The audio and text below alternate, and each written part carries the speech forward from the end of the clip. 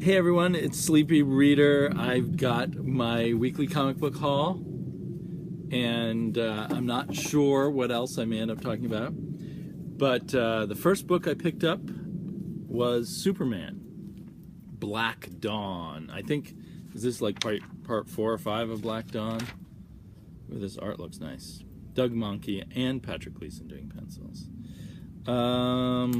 Black Dawn Chapter 6. So they've kind of stretched out this Black Dawn story. It's been okay, but I don't remember the plot that well of this issue. And it's $3.99. Extra-sized anniversary issue. That's funny. It doesn't feel that much thicker. But I'm an obsessive page counter, so I will no doubt count pages.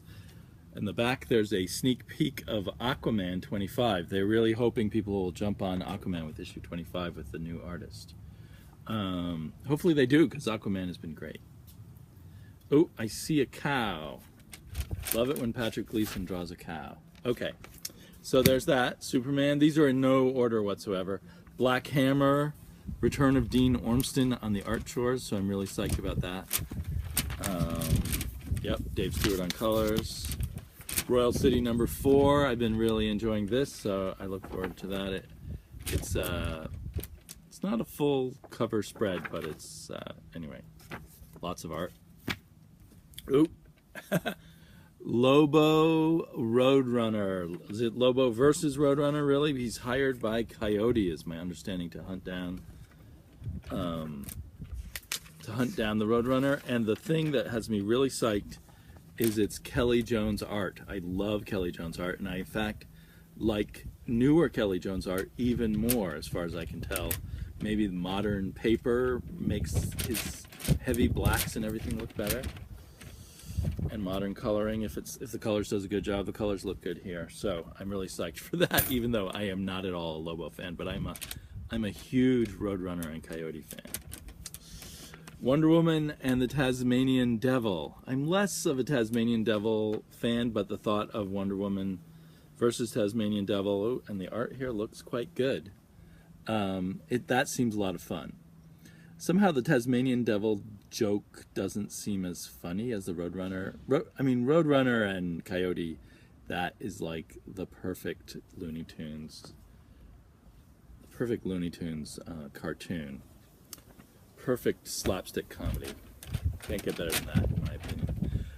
God Country. This is the final issue. I can't believe it. I've been loving this story. I've been loving the art and color in here. So we'll see how they wrap it up, and I bet they'll be back for another one, because I think this has been selling pretty well. Maybe another round. Battle in the Batcave. Super Sons. Weren't they still fighting Kid Amazo, or did they wrap that up? I'm starting to forget what's happening in some of these DC comics. Looks like they're starting with a fresh story, so I guess they did they defeat Kid Amazo? I don't remember that. Okay. Britannia, We Who Are About to Die. I had said I was going to do a little review of Britannia. I think Res requested it, and I thought it would be an interesting thing to talk about, but then I just ran out of time. So maybe after I read issue 3, I'll do that. That looks like, that's a cool cover. Looks like the profile of, is it Nero? Although, looks kind of Julius Caesar-ish. Oh, I had predicted in this issue of the Old Guard, the cover would have gone way down and we would have seen much more of the figure. But instead we get this little figure at the top, although we almost see their face. Anyway, I think this is also wrapping up, or the end of chapter 1. It feels pretty thick. This has always delivered a lot of bang for the buck, a lot of comics pages for the price. Oh crap. Not that it's bad, because this looks like a Sergio Aragonés, but I think I got stuck with a variant cover. Yeah, damn. Yeah, it's the variant cover. You can tell by the code on the back that 3 is for issue 3, and then 2 is for what number cover it is, and 1 is for what print it is, whether it's the first print or second print. How variant covers are the same print as non-variant covers, I don't understand, but there you go, that's how it works. Oh, I hear a voice. This is the last one I've got here to show you, Headlopper, number 2 of 4, but also number 6. 2 of 4 of the current storyline. And I'm really looking forward to some more Headlopper. So, would you like to be a special guest over here? So I've got my favorite special guest, known to you as Quacking Duck, a name she made up for her internet personality back when she was, I think, about 3.5 or 4.5, and now she is 9.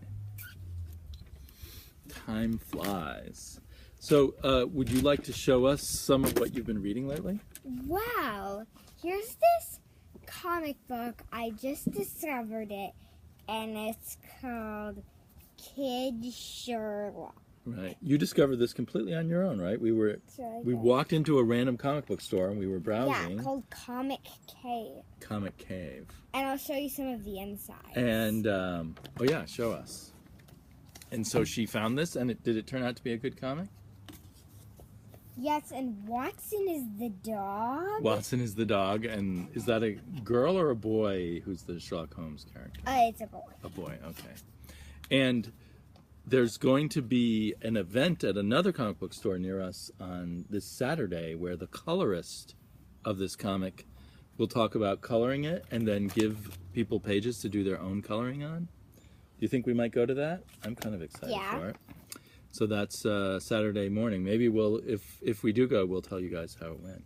I do actually really like the colors in this, so. Yeah, they look good. And what's the name of the comic book company? It's kind of an unusual. Action Lab. Action Lab. We have got some books about cats by Action Lab before. Hero Cats. Hero Cats, but they're a pretty obscure company. But not obscure at all, but yet surprising is the other purchase you made at that comic book store. An omnibus of Sabrina the Teenage Witch. Complete collection, volume 1, over 500 pages of comics. And it's in black and white, but it's been good to read it in black and white, right? The art looks good in black and white. Yeah. And you were telling me all kinds of interesting things about the early Sabrina. Yeah, it's different. When she first came out in 1962, she was kind of just a mischief maker, right? Yeah. She was not a good witch. Yeah, there's this person, her head witch, they call her named Della, who was always trying to get her to do bad stuff. And then I only read the first story, but it kind of describes her playing tricks on kids at school, causing them to get bad grades on papers or things like that. But now you've read a lot further. Has she become good now? Yeah, and now, like, other people from the Archie gang are in it. Right. So now the Archie gang is in her store, in the Sabrina themed stories. Whereas at first she was completely separate from them.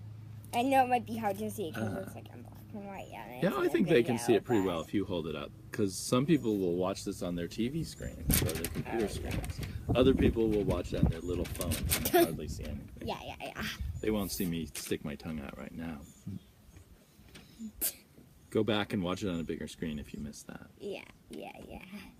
And so this covers 10 years of Sabrina, right? Or 9 or 11, something like that. So and what year are you on? Because you're on moved through the years pretty quickly. I think I'm